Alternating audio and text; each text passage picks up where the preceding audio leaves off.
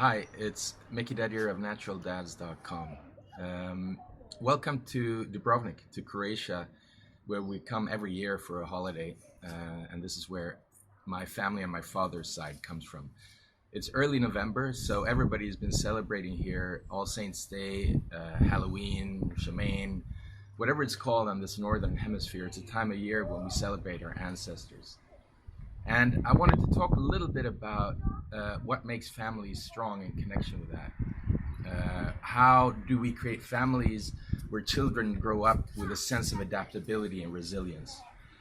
Well, some researchers asked that question, and they found that it's the stories we tell about who we are as a family that strengthen us as a unit and also passes on to our children a sense of being able to go with the changes. And they found three kinds of stories. They found one, which they call ascending story, which is basically, I arrived here with a suitcase and look at us now.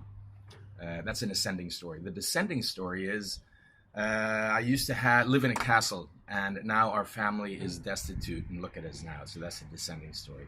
The third kind of story that people tell that they found is the most powerful is what they call the oscillating story. I think that's just another word for a good yarn, or a truthful story that shows how the family through the generations has struggled, how they've overcome the struggle, and what is the oscillation, what is the narrative of the family. So that's the oscillating narrative. My father, for instance, was born in Bosnia to Serb parents in World War I. He fought in World War II. We used to be quite a wealthy family. We lost everything in the First War. My grandfather died from the Spanish flu. And then in the Second World War, everything was scattered again.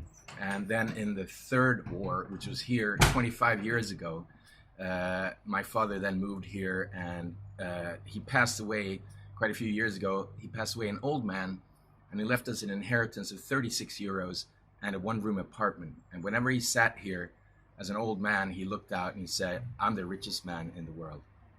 So that's kind of the story I share with my children. And I'm curious to hear and know, what's your story? Who were your grandparents? What were their struggles? What did they have to overcome? And further back in the generations. So share or flesh out your story with your children. It's an inoculation for adaptability and resilience, and it strengthens us as a family unit. Thank you so much for listening, and see you soon again. Bye-bye.